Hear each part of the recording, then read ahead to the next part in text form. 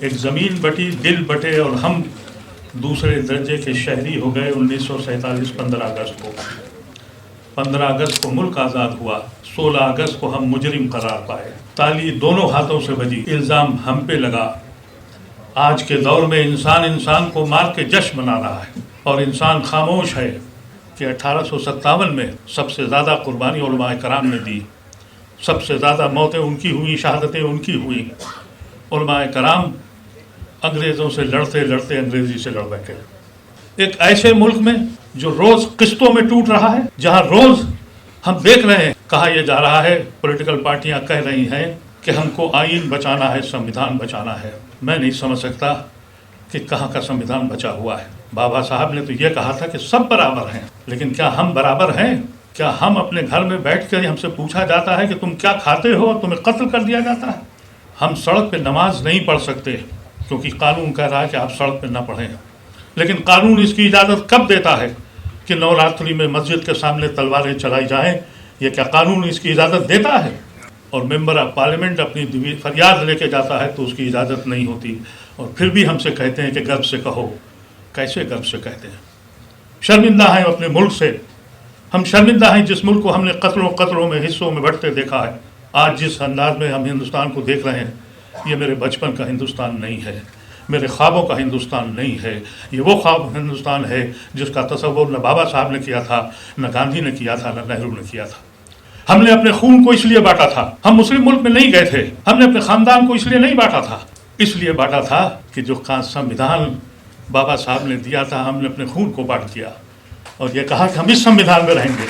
تو میرا رشتہ بابا صاحب امبیڈکر سے جتنا ہے، آپ سے زیادہ ہے، کم نہیں ہے۔ سیاسی جماعتوں نے ہمیں بہت مایوس کیا ہے، اور بڑے درد کے ساتھ کہتا ہوں، میں نے زندگی میں کبھی فیصلہ نہیں کیا کہ میں مسلم راج میں رہوں گا، لیکن کبھی آرزو بھی نہیں تھی اور کبھی سوچا بھی نہیں تھا کہ ہندو راشٹر میں مروں گا۔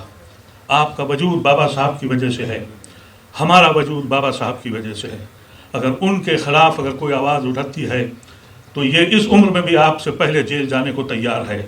ہم نے کبھی آرزو نہیں کی کہ ہم اس ملک کے پرائم منسٹر بنیں گے، ہم نے کبھی یہ تمنا نہیں کی کہ اس ملک کے ہم حاکم وقت بنیں گے، لیکن ہم نے تمنا تو یہ ضرور کی تھی کہ ہم اپنے بھائی کے پیچھے کھڑے ہوں گے۔ ہم آپ کے پیچھے کھڑے ہونے کو تیار ہیں۔ مشکور ہوں، ممنون ہوں، ایسی مجلس میں بلایا جہاں مستقبل کا خاکہ طے ہوتا ہے۔ آج ہندوستان نہیں، دنیا میں جس طرف جائیے آدمیوں کا ہجوم ہے، لیکن انسان نہیں دکھائی پڑتا۔ آدمی سے انسان جب بنتا ہے، اس کا راستہ تعلیم کی طرف سے جاتا ہے، اور وہ راستہ آپ نے چنا ہے۔ میرا تعلق علی گڑھ مسلم یونیورسٹی سر سید کی درسگاہ سے ہے۔ سر سید نے سب سے پہلے اس زمین پر جدید تعلیم کی شمع روشن کی تھی، اور جس وقت 1859 میں انگریزی اسکول کھل گئے، آپ کو حیرت ہوگی 400 سے زیادہ گریجویٹ ہو گئے تھے، اس میں کل 19 مسلمان تھے، اور وہ جو ہندو جی گریجویٹ ہوئے تھے وہ یا تو برہمن تھے یا اپر کاسٹ کے ہندو تھے، جو انگریزوں کے ساتھ بہت تیزی سے مل گئے اور ان کی علم کو حاصل کیا۔ اس وقت سر سید نے یہ فیصلہ کیا کہ ہم کو علم حاصل کرنا ہے، وہ علم جس کو حاصل کر کے 7 سمندر پار لوگ آئے اور ہماری زمین پہ قبضہ کر لیا۔ اور جب سر سید مرے 1898 میں، اس وقت مسلمانوں کے اسکول کھلنے شروع ہو گئے۔ لوگوں کی یہ بات سمجھ میں آ گئی کہ تعلیم ہی زندگی کا مقصد ہے اور ترقی کی راستہ وہی ہے۔ اس لیے کالجز کھلے، جامعہ ملیہ کھلا، فیضان کالج کھلا، شبلی کالج کھلا۔ 1930 کے آتے آتے کچھ دیوانوں نے یہ فیصلہ کیا کہ ہم زمین بانٹیں گے۔ ایک زمین بٹی، دل بٹے اور ہم दूसरे दर्जे के शहरी हो गए 1947 15 अगस्त को। वो स्कूल जो इस्लामिया स्कूल हुआ करते थे हर ज़िले में, यूपी और बिहार में ख़ास तौर से हर ज़िले में इस्लामिया स्कूल खुले गए थे। लेकिन जब मुल्क आज़ाद हुआ, 15 अगस्त को मुल्क आज़ाद हुआ, 16 अगस्त को हम मुजरिम करार पाए। ताली दोनों हाथों से बजी, इल्ज़ाम हम पे लगा और सर सैयद की वो फ़िक्र कि तालीम हासिल करके ही मंजिल मिलती है, दूसरी कौमों ने और ब्राह्मणों ने सर सैयद के नक्श कदम पे चलते हुए मंजिल नशी हो गए। हम जहाँ थे वहीं खड़े रहे।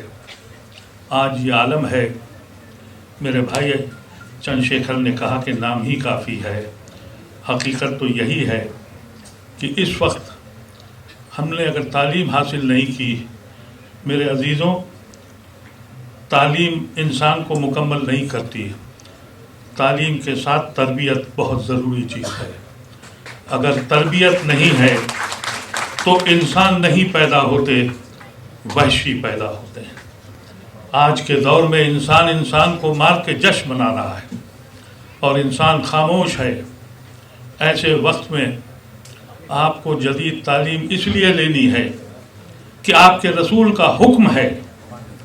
मैंने देवबंद में एक तकरीर करी और उलमाए कराम के सामने करी और ये कहा, एक हदीस कोट की और ये कहा कि रसूलुल्लाह सल्लल्लाहु अलैहि वसल्लम ने कहा, इल्म हासिल करना है तो चाइना जाओ। मैंने देवबंद के मौलवियों से पूछा कि मक्के और मदीने के मुसलमान चाइना क्या हदीस और कुरान पढ़ने के लिए भेजे जा रहे थे? इसका मतलब यह है कि रसूल ने यह हुक्म दिया था कि जदीद तालीम हासिल करो, आपने नहीं करी। एक दूसरी हदीस भी है, रसूलुल्लाह सल्लल्लाहु अलैहि वसल्लम ने कहा कि वो लोग जो कैदी हैं अगर मुसलमानों को इल्म दे देंगे तो उनकी सज़ा माफ़ हो जाएगी। और वहाँ के इमाम ने कहा कि यस ठीक है आप कहते हैं। तो मैंने कहा फिर आप हमें कौन सी तालीम दे रहे हैं? आप ये कह रहे हैं कि दाढ़ी इतनी हो जाए, पैजामा इतना हो जाए और ये कुछ हो जाए, लेकिन ये भी तो एक सुन्नत है, ये भी तो एक हुक्म है। आपने हमारे रसूल के हुक्म को हम तक पहुँचाया नहीं। उसकी सिर्फ वजह यह थी कि 1857 में सबसे ज़्यादा कुर्बानी उलमाए कराम ने दी, सबसे ज़्यादा मौतें उनकी हुई, शहादतें उनकी हुई। उलमाए कराम अंग्रेज़ों से लड़ते लड़ते अंग्रेज़ी से लड़ बैठे और हम कहाँ थे, कहाँ से कहाँ चले गए। आज इस दौर में तालीम ज़रूर दें, लेकिन तरबियत के साथ दें। ये जो इस वक्त फैक्ट्रियाँ खुली हुई हैं, ये क्या दे रही हैं आपको? क्या समाज बन रहा है हमारा? ऐसे समाज में, एक ऐसे मुल्क में जो रोज़ किस्तों में टूट रहा है, जहाँ रोज़ हम देख रहे हैं कहा यह जा रहा है, पॉलिटिकल पार्टियां कह रही हैं कि हमको आईन बचाना है, संविधान बचाना है। मैं नहीं समझ सकता कि कहाँ का संविधान बचा हुआ है। बाबा साहब ने तो ये कहा था कि सब बराबर हैं, लेकिन क्या हम बराबर हैं? क्या हम अपने घर में बैठ कर हमसे पूछा जाता है कि तुम क्या खाते हो, तुम्हें कत्ल कर दिया जाता है? अभी पार्लियामेंट में तो कानून नहीं बना है, लेकिन वो लोग जो आज अदालतों में बैठे हैं जजेस की हैसियत से, मेरी समझ से जज जो है वो ज़मीन पर अल्लाह का नुमाइंदा है, मुंसिफ होना चाहिए उसको। लेकिन जज फैसला क्या करता है? रोज़ हमसे पूछा जाता है कि भाई अगर आप मुसलमान हैं, आप सोचिए इस मुल्क में हम सड़क पे नमाज नहीं पढ़ सकते क्योंकि कानून कह रहा है कि आप सड़क पे ना पढ़ें, लेकिन कानून इसकी इजाज़त कब देता है कि नवरात्रि में मस्जिद के सामने तलवारें चलाई जाएं? ये क्या कानून इसकी इजाज़त देता है? लेकिन पार्लियामेंट में ये कहा जाता है। मैं जब पार्लियामेंट में था, मेरे अजीज़, मैं आपको वाक़या बताता हूँ, मैं खुश हूँ, शुक्रगुजार हूँ कि आज के पार्लियामेंट में मैं हूँ नहीं। हम बोलते थे, स्पीकर सुनता था। अब स्पीकर बोलता है, आप बोलेंगे तो आपको बाहर भेज दिया जाएगा और फिर भी कहा जाएगा कि हम बहुत बड़ी डेमोक्रेसी हैं, हम बहुत बड़े कॉन्स्टिट्यूशनल राइट्स हमारे पास हैं। हकीकत यह है कि पार्लियामेंट अब वो इदारा है, वो जगह है जहाँ स्पीकर اور چیئرمین بولتا ہے اور ممبر آف پارلیمنٹ اپنی فریاد لے کے جاتا ہے تو اس کی اجازت نہیں ہوتی، اور پھر بھی ہم سے کہتے ہیں کہ گرو سے کہو۔ کیسے گرو سے کہتے ہیں؟ شرمندہ ہیں اپنے ملک سے، ہم شرمندہ ہیں جس ملک کو ہم نے قطروں میں حصوں میں بٹتے دیکھا ہے۔ آج جس انداز میں ہم ہندوستان کو دیکھ رہے ہیں، یہ میرے بچپن کا ہندوستان نہیں ہے، میرے خوابوں کا ہندوستان نہیں ہے، یہ وہ خواب ہندوستان ہے جس کا تصور نہ بابا صاحب نے کیا تھا، نہ گاندھی نے کیا تھا، نہ نہرو نے کیا تھا۔ ہمارے بھائی چندر شیکھر نے کہا کہ بابا صاحب نے ہم کو سب کچھ دیا، یقینی طور پر دیا، لیکن آپ کیا سمجھتے ہیں کہ ہم اس ملک سے کیوں جڑے ہیں؟ احسان ہے بابا صاحب امبیڈکر کا، ایسا قانون بنایا جس سے ہمارے حقوق آئے اور ہم ہندوستان میں آج موجود ہیں۔ ہم نے اپنے خون کو اس لیے بانٹا تھا، ہم مسلم ملک میں نہیں گئے تھے، ہم نے اپنے خاندان کو اس لیے نہیں بانٹا تھا، اس لیے بانٹا تھا کہ جو سمویدھان بابا صاحب نے دیا تھا ہم نے اپنے خون کو بانٹ دیا اور یہ کہا کہ ہم اس سمویدھان میں رہیں گے۔ تو میرا رشتہ بابا صاحب امبیڈکر سے جتنا ہے آپ سے زیادہ ہے، کم نہیں ہے۔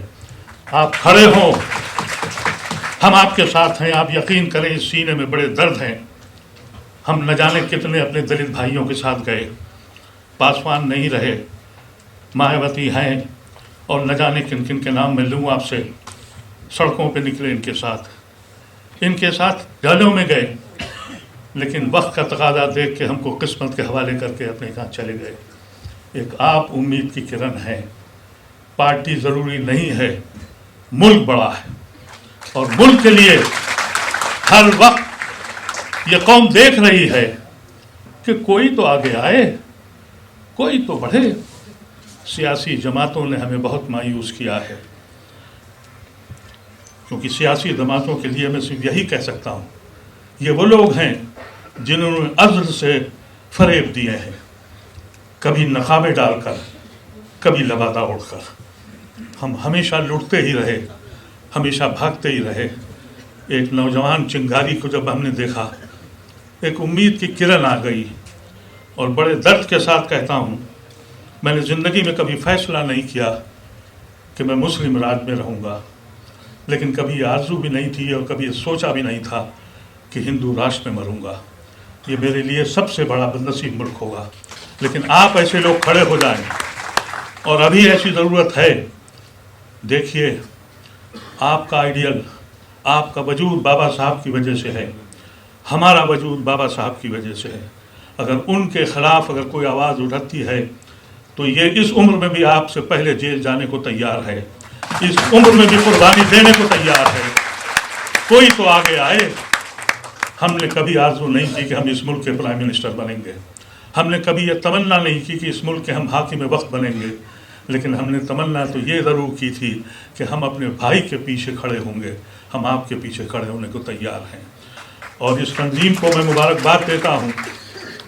میری صحت ابھی اس قابل نہیں ہے کیونکہ میں ابھی چند دن پہلے ہی امریکہ سے آیا ہوں، تو کچھ صحت ساتھ نہیں دے رہی، لیکن جب میں نے اس میم تنظیم کے بارے میں سنا، میں نے اپنے چھوٹے بھائیوں سے کہا کہ کیسے بھی ہو آؤں گا ضرور، چاہے تھوڑی دیر کے لیے آؤں۔